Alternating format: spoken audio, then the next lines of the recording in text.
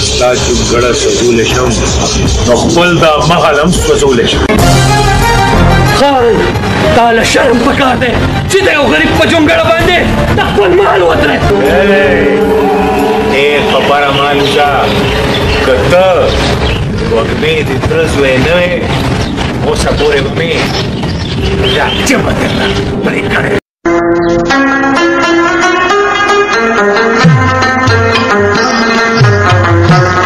که ځانګل او میوه غواړې ځان په لمر بل په سایه که قدرمنو کتونکو عظیم خان یم له وطن سره نن ستاسو مرکه له یو داسې فنکار اداکار سره کومه چې دا اداکار له سواته کراچۍ له راغلی دی او په ډېرو فلمانو او په ډرامو کې کار کړی دی.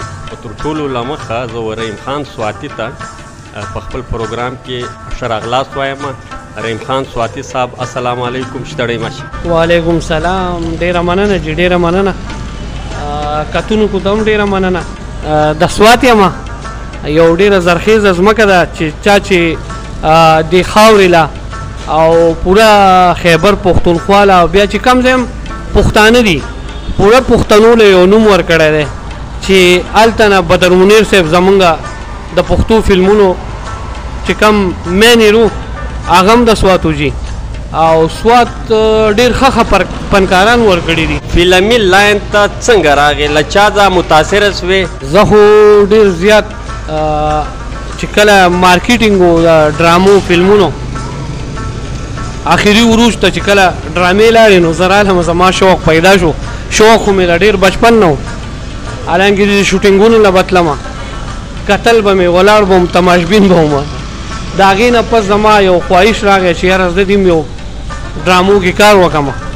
بیا زما یو دوستان دي څه او زما ډېر جوخ ملګري دي، په ما ډېر مهربان دي.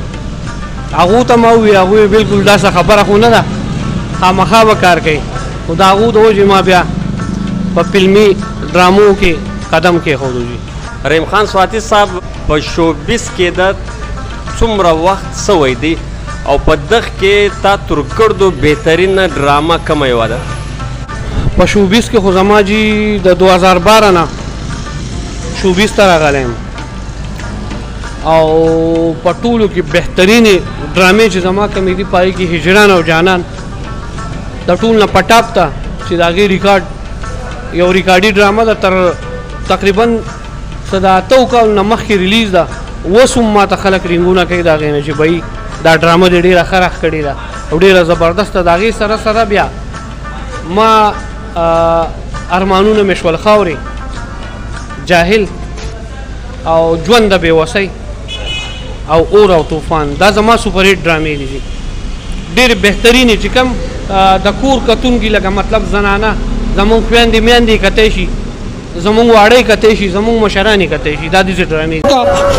دارو مې چې شول بابي مړ کېږم، ګوره دردونه راباندې سیوا شول. لالا زه به مړ یم، ما پرېږده که نه د الله خاطر وکړه، ما پرېږده که نه مرمه، دردونه راباندې سیوا شول. لالا مړ کېږم، ما پرېږده، زه به بیا دې کور ته واپس راشم، خو ما پرېږدئ. ته ورته ووایه که نه چې ما پرېږدي، ما پرېږدئ که نه دردونه دې راباندې. تا د یو ډرامې مجلس وکړې هجران او جانان، دې کې ستا کردار څه و؟ سرجي دا پس چانس چې کوم دی امجد نوید صاحب سوات ته موږ راوغوښتو پېښور نه او د ډرامې پروډوسر زما ملګری و چې کله موږ کېناستو دې ډرامه کې زما سره 2 سینیر اکټران وو، یو ببرک شاه و د طارق شاه صاحب زوی دی، دویم زما سره عثمان و، هغه هم پښتو فلمونو کې کار کړی. نو ما ورته ویل چې یاره جي ما ته وایي چې بھائی دې 3 واړه کرکټر دي، دې کې کم یو ښه کوي. نو ما ورته وایي جي دا خو دا کم 2 کسان چې دا زما نه سینیر دي، دوی به خیر دی ښه کار وکړي، زه به کمزوری وکړم. زما نیت الله پاک زما نیت صفا و، نو د هغې هغه کریډټ ټول ما ته راغی.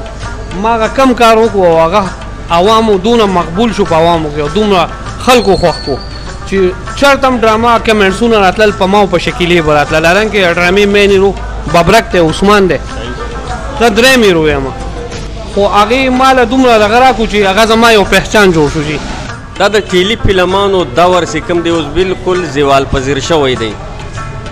اوس څه کوایاست ډرامې افر تاسو ته شته او که نه شته؟ اوس خو د خیره روژه ده او روژې نه پس به انشاءالله کراچۍ ته راځم او دلته به شوټینګ کوم او هغې کې زموږ سره لانډي رسول خان صاحب دی، اکبر علي دی، کامران دی را سره، علمگیر صاحب دی. دا ملګري چې څومره دي انشاءالله دلته به کار کوو. یو ډېر ښه ستوري کوره سبجیکټ دی، هغه سبجیکټ دی چې خلک ترې څه میسیج والي. بغیر میسیج نظر ډرامه نه کومه. نو چې داسې یو میسیج وي چې زمونږ خویندې میندې، زمونږ بچي، زمونږ مشران هغه ووایي چې واقعي یو میسیج ورکړی دی عوامو له، او انشاءالله کوم به کراچۍ کې. د پښتانه په معاشره کې واداکار و فنکار ته په ښه نظر باندې نه ګوري. تا ته داسې ستونزه یا تکلیفات د معاشرې لخوا ځاخه؟ تا خبره خو دې بالکل 100% ټیک ده چې زمونږ ډېر هنرمند داسې دي چې هغې ته لکه بلکې موږ ټول به والو چې څوک په ښه نظر نه ګوري.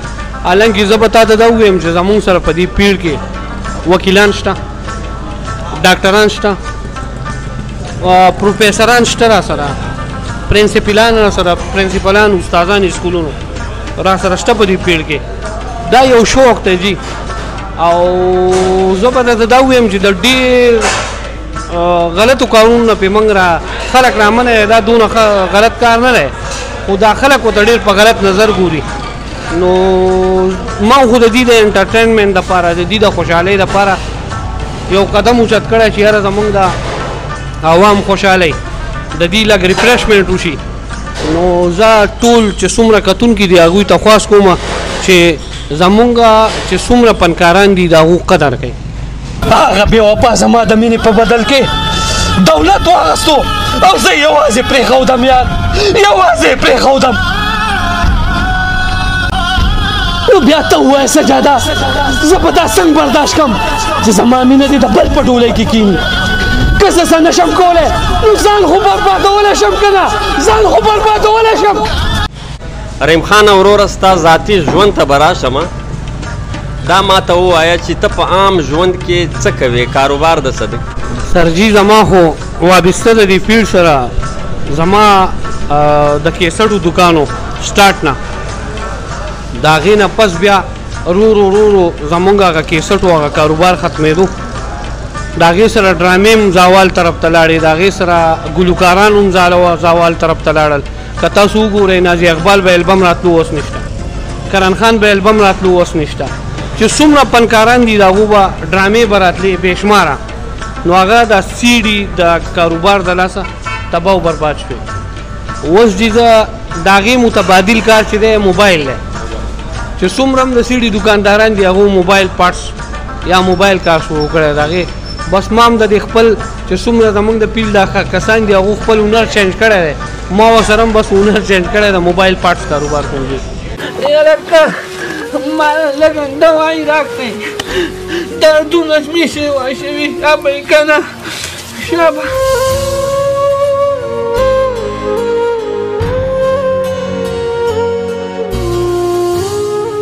تا یو مجلس وکړی چې له عید بعد به انشاءالله کراچۍ ته راځم، دلته به د ډرامې شوټینګ وي.